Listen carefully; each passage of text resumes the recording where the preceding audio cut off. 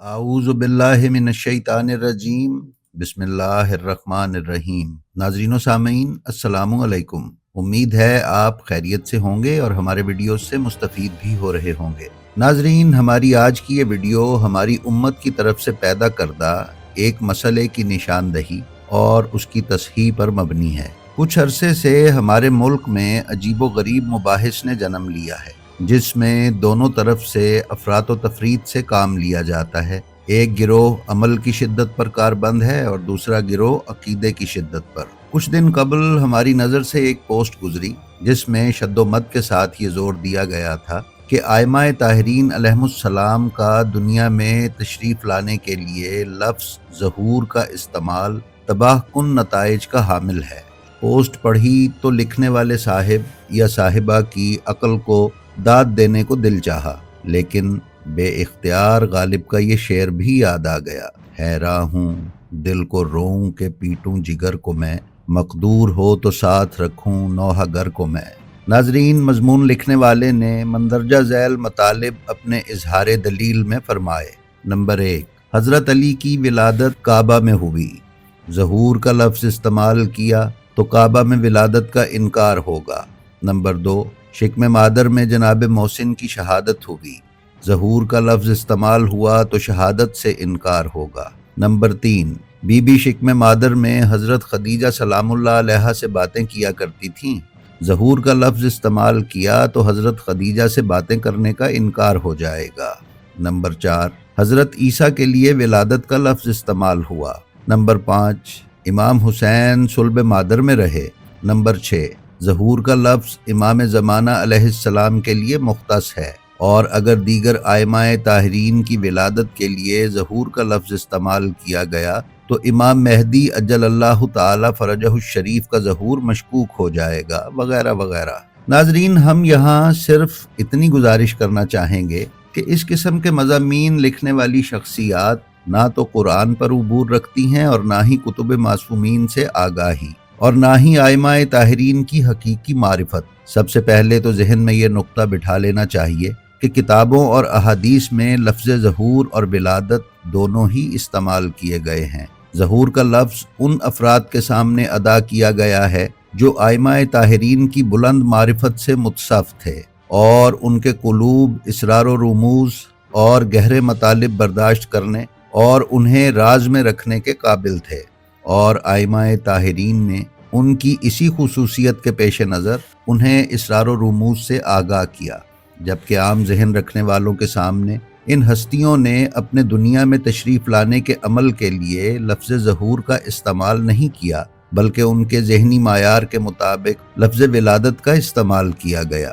ناظرین، لفظ ولادت کے استعمال میں کوئی اشکال نہیں، لیکن یہ لفظ ائمہ طاہرین کے شایان شان نہیں ہے، کیونکہ لفظ ولادت کا استعمال ہوتے ہی وہ عمل ذہن میں ابھرتا ہے کہ جس نجس عمل سے ہم جیسے عام لوگ اس دنیا میں پیدا ہوتے ہیں۔ ائمہ طاہرین کی ولادت اور ان ہستیوں کے اسلاب اور ارحام عام انسانوں کی ولادت اور عام انسانوں کے اسلاب اور ارحام سے یکسر مختلف ہیں۔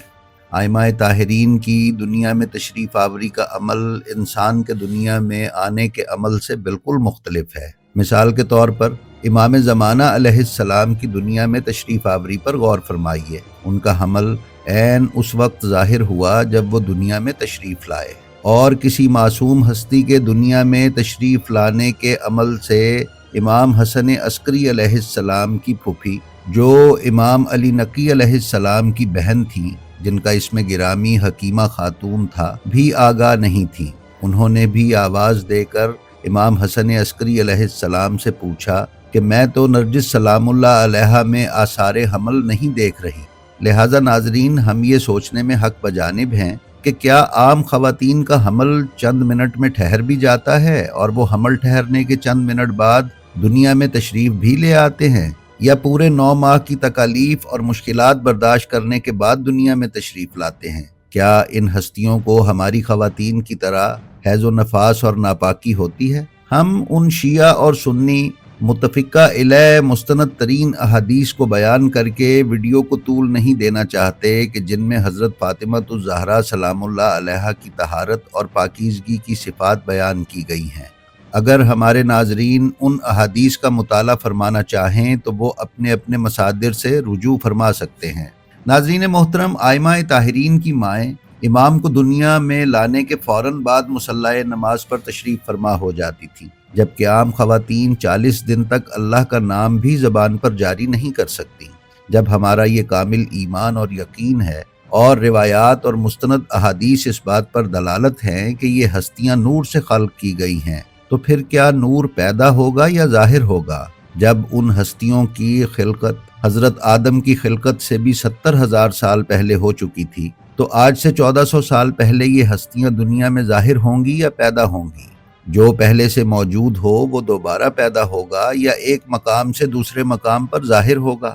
جس طرح ائمہ طاہرین کے لیے لفظ رب کا استعمال کوئی اشکال نہیں رکھتا، اور متعدد مقامات پر ائمہ طاہرین نے خود کو رب اور اللہ رب العزت کو رب الارباب کہا ہے، اور اس پر مستند احادیث موجود ہیں۔ اسی طرح ائمہ کے دنیا میں تشریف لانے کے سلسلے میں ظہور اور نزول کے الفاظ بھی بکثرت مل جاتے ہیں۔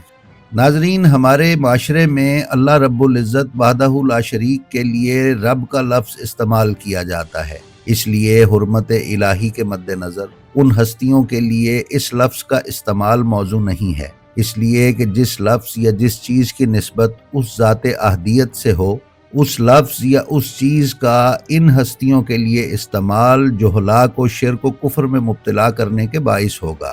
اسی طرح لفظ ولادت زبان سے ادا ہوتے ہی سننے والے کے ذہن میں اس نجس عمل کی تصویر بنے گی کہ جس کے ذریعے وہ خود اس دنیا میں آیا ہے۔ اس لیے ائمہ طاہرین کے تقدس اور احترام کو مد نظر رکھتے ہوئے ظہور یا قرآن کے حکم کے مطابق نزول کا لفظ ہی موزوں ترین لفظ ہے۔ اگر ان الفاظ کو استعمال کرنے سے کوئی اشکال ہیں تو پھر وہ تشریف آوری یا دنیا میں آمد جیسے الفاظ کا استعمال کر سکتا ہے۔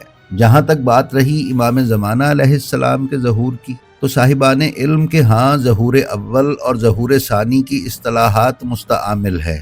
ظہور اول کا لفظ استعمال ہوتے ہی مخاطب سمجھ جاتا ہے کہ امام علیہ السلام کی دنیا میں تشریف آوری کی بات ہو رہی ہے، اور ظہور ثانی کا لفظ استعمال ہوتے ہی صاحبان علم سمجھ جاتے ہیں کہ ظہور بعد از غیبت کی بات ہو رہی ہے۔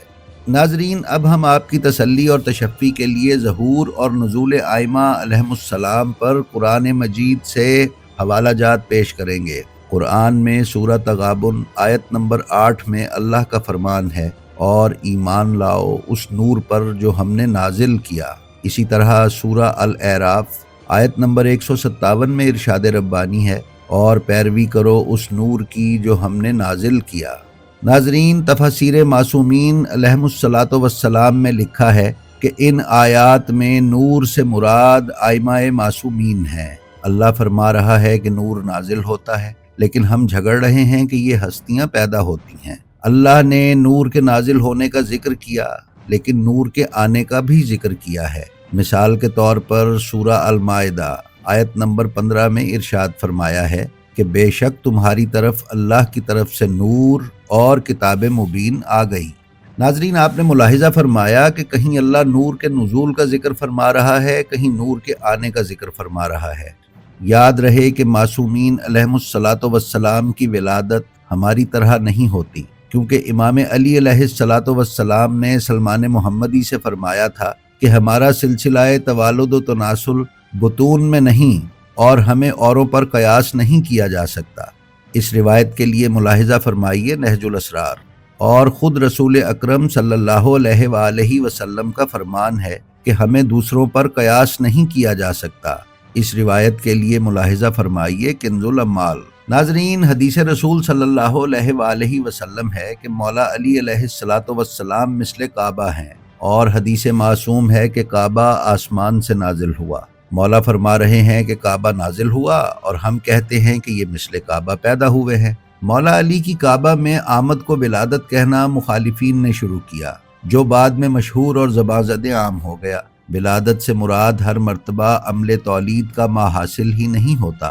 مثال کے طور پر جیسے کہا جائے کہ چنگاری کا پیدا ہونا یا خواہش کا پیدا ہونا، تو ان دونوں کی پیدائش عمل تولید پہ منحصر نہیں ہے۔ اسی لیے جہاں معصومین کے لیے ولد کا لفظ استعمال ہوا ہے، اس سے مراد ہمارے جیسی ولادت نہیں بلکہ کم علموں کو سمجھانے کے لیے ولادت کا لفظ استعمال کیا گیا ہے۔